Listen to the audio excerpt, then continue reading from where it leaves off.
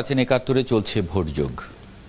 সুনামগঞ্জ 5 আসনে নানা বিষয় নিয়ে কথা বলতে আমাদের সঙ্গে এই মুহূর্তে যোগ দিচ্ছেন সুনামগঞ্জ জেলা আওয়ামী লীগের সহ সভাপতি এবং সুনামগঞ্জ 5 আসনের এমপি মহিবুর রহমান মানিক এবং দোয়ারাবাজার উপজেলা জাতীয় পার্টির সভাপতি মোহাম্মদ জাহাঙ্গীর আলম, তিনিও জাতীয় পার্টি থেকে মনোনয়ন প্রত্যাশী। আপনাদের স্বাগত জানাচ্ছি ভোটযোগে।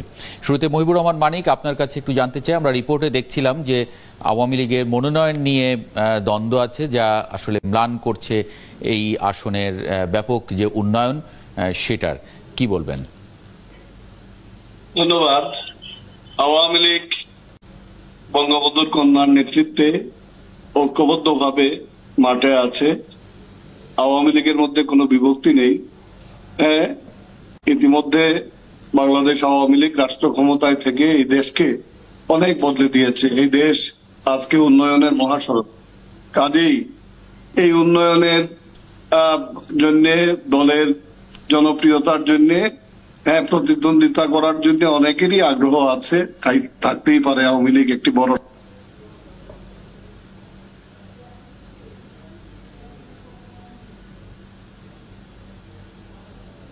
জি, একটু আনমিউট করে নেবেন। মহিবুর রহমান মানিক, আপনার কথা শুনতে পাচ্ছি না, যদি একটু আনমিউট করে নেন।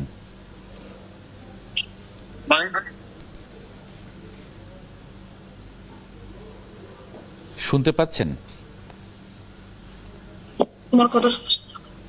আমি মনে করি না কোনো। জি, থ্যাংক ইউ। মত পার্থক্য রয়েছে।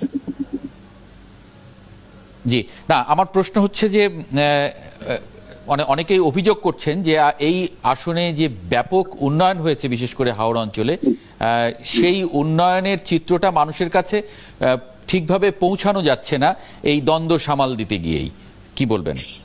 আমি চেষ্টা করছি।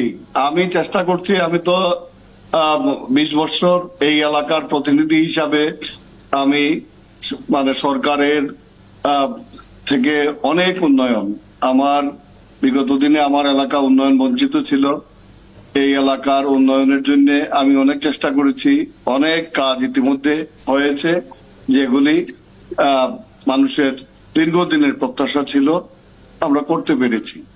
তো উন্নয়নের এই প্রচারগুলি আমার 2 উপজেলায়, আমার 2 উপজেলার চেয়ারম্যানও আছেন আমাদের দলের অসংখ্য নেতা কর্মী, তারাও প্রচার করছেন, আমরাও প্রচার করছি। এবং মানুষ তো এই ডিজিটাল যুগে কোনো মিথ্যাচারে মানুষে কান দিবে না। মানুষ তাদের দৃশ্যমান উন্নয়ন চোখে দেখতেছে। কাজেই কে কি বললো না বললো উন্নয়ন হয় না এটি বললেই মানুষ বিশ্বাস করবে, এটা আমি মনে করি না। মানুষ উন্নয়নে খুবই খুশি এবং আমি বিশ্বাস করি বিগত 18 সালের নির্বাচনেও বিএনপি জামাত জোটের সাথে আমাদের প্রায় লক্ষ ভোটের ব্যবধান হয়েছিল। এই বছরে আমরা এত কাজ করেছি, এই ব্যবধান আরো অনেক বাড়বে। জি, এটা আমার বিশ্বাস। মোহাম্মদ জাহাঙ্গীর আলম, এত উন্নয়ন প্রকল্প করার পরেও প্রায় আমি যেটা দেখছিলাম গণমাধ্যমে প্রায় 2,500 কোটি টাকার মতো উন্নয়ন প্রকল্প এখানে সমাপ্ত হয়েছে। মানুষের জীবনযাত্রায় আসলে কি ধরনের পরিবর্তন এসেছে? জাহাঙ্গীর আমাকে বলছেন? জি, জাহাঙ্গীর আলম। বাস্তবে যেটা আপনি মিডিয়ার মাধ্যমে শুনতেছেন বা আমাদের মাননীয় মহোদয় বলেছেন, বাস্তবের সাথে অমিলটা অনেক বেশি, মিল নাই। আপনি দেশটা স্বাধীন হয়েছে আজকে 53 বছর 52 বছর, কিন্তু এখনো পর্যন্ত যোগাযোগ ব্যবস্থা এত খারাপ যে বলা হইল। প্রত্যন্ত এলাকা যান, দোয়ারার দিকে যান, ছাতকে যান, যোগাযোগ ব্যবস্থা খুবই খারাপ। বেকারত্ব জর্জরিত এই ছাতক দ্বারা। তারপরে আপনি দেখেন যে হসপিটালের যে ব্যাপারগুলো, আমি তো কোনোদিন দেখি নাই যে এমপি মহোদয় হসপিটালে ভিজিট করছেন, গেলে ডাক্তার নাই, নার্স নাই, তারপরে দেখে ঔষধপত্র নাই, তারপরে দেখা যায় এক্সপায়ার ঔষধ এই দ্বারা হেলথ কমপ্লেক্স জ্বালানো পুড়িয়ে ফেলেছে তারা। এই যে ব্যাপারগুলা খুবই খারাপ।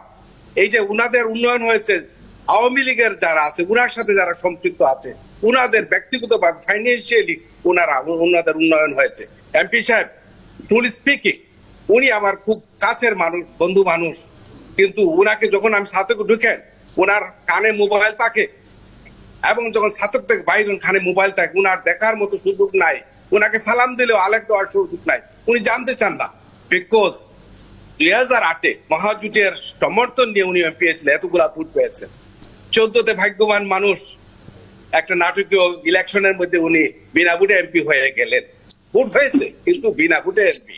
তারপর 18-তে নাটকীয় যে ইলেকশনটা জাতি দেখেছে, বিশ্ব দেখেছে, হয়ে গেছে, অটোমেটিক হয়ে গেছে। উনাদের জবাবদিহিতা নাই, পাবলিকের সাথে উনাদের সম্পৃক্ততা নাই। উনি লাকি মানুষ, ভেরি ফরচুনেট ম্যান, 5 বারের এমপি হয়ে গেছে। তো অনেক অনেক করেছেন, ব্যক্তিগতভাবে অনেক করেছেন, কিন্তু সামাজিক ভাবে এই যে দেখি আমি একটা বিল্ডিং হয়েছে, ধরেন আপনি ধরেন ওই যে আপনার স্কুল কলেজগুলো হচ্ছে, দ্যাটস ফাইন, বাট এই যে ব্রিজটা বলেন দ্যাট ইজ ফাইন, বাট এই যে গ্রাসরুট লেভেলে যে উন্নয়ন, মানুষের উন্নয়ন বলতে যেগুলো বোঝায় এসবের ধারে কাছে মানে আপনি স্বাস্থ্য সেক্টরের কথা বলছেন, আপনি স্বাস্থ্য সেক্টরের কথা বলছেন এবং কর্মসংস্থান। একটু জিজ্ঞেস করি মহিবুর রহমান মানিক, স্বাস্থ্য এবং কর্মসংস্থানের অভাবের কথা উনি বলছেন। হাসপাতালে পর্যাপ্ত চিকিৎসা ব্যবস্থা নেই, সরঞ্জাম নেই, সেটি উল্লেখ করছিলেন। সঙ্গে উনি বলছেন যে এটা তো একটা শিল্প এলাকা হিসেবে আমরা চিনি, তারপরে এখানে আসলে কর্মসংস্থানের অভাব কেন উনি উল্লেখ করছেন। আমাদের আমি বলতে চাই যে আমি এই যে বললেন যে আমি হাওয়ার উপর ভর করে এমপি হয়েছি, আমি 96 সালের 12ই জুনের নির্বাচনে জাতীয় পার্টিকে পরাস্ত করে আমি এমপি হয়েছি। আমি 90 সালে ছাতক উপজেলা, সুনামগঞ্জের সবচেয়ে বড় উপজেলা, জাতীয় পার্টি বিএনপি তাদের যারা উপজেলা চেয়ারম্যান প্রার্থী ছিলেন তাদের জামানত বাজেয়াপ্ত করে দিয়ে আমি 90 সালে উপজেলা চেয়ারম্যান হয়েছি। আমার ভিত্তি জনগণের উপর। এবং এই যে উনি বললেন জনগণের সাথে আমার কোনো সম্পৃক্ততা নাই, আমি সার্বক্ষণিক একজন রাজনৈতিক কর্মী, আমি মাঠ কর্মী, আমি মাঠেই থাকি সবসময়। উনি যুক্তরাজ্য প্রবাসী, উনি দেশে বিদেশে, উনি বিদেশে যান আবার দেশে ফিরে আসেন। উনি একবার পৌরসভা ইলেকশনও করছেন। যাই হোক, আমি ভোটের পরিমাণ বলতে চাই না, উনি লজ্জা পাবেন। তো উনি সংসদ সদস্য প্রার্থী হিসাবে আছেন, মাঠে আছেন। হ্যাঁ, রাস্তাঘাট ভাঙ্গা, এটি অস্বীকার করার কোনো উপায় নেই। আমরা এই রাস্তাগুলি আমরাই করছিলাম। গত 22 সালের বন্যায়, এত ভয়াবহ বন্যা, আমার সমস্ত রাস্তাঘাট ক্ষতিগ্রস্ত হয়েছে। আমরা এখন চেষ্টা চালিয়ে যাচ্ছি যত দ্রুততম সময়ের মধ্যে এইগুলি সংস্কার করে মানুষের চলাচলের পথকে সুগম করা যায়। ইতিমধ্যে স্বাস্থ্য এবং কর্মসংস্থানের কথা উল্লেখ করেছেন। স্বাস্থ্যের বিষয়ে আমার দুইটি উপজেলায় 31 শয্যা থেকে আমি 50 শয্যা বিশিষ্ট হাসপাতালে উন্নীত করেছি। প্রত্যন্ত এলাকায় যেগুলি বিএনপি জামাত জোট সরকার আমাদের যে স্বাস্থ্য সেবার থেকে মানুষকে বঞ্চিত রাখার জন্য কমিউনিটি ক্লিনিক গুলি বন্ধ করে দিয়েছিল, সেইগুলি সংস্কারের মাধ্যমে আমরা চালু করেছি এবং নতুন কমিউনিটি ক্লিনিক আমরা স্থাপন করেছি। এবং আপনি জেনে খুশি হবেন, গত জুলাই মাসে আমরা সিলেট বিভাগের প্রথম আমাদের ছাতক উপজেলাধীন কৈতকে আমরা ট্রমা সেন্টার, 20 শয্যা বিশিষ্ট ট্রমা সেন্টারের আনুষ্ঠানিক উদ্বোধন করেছি।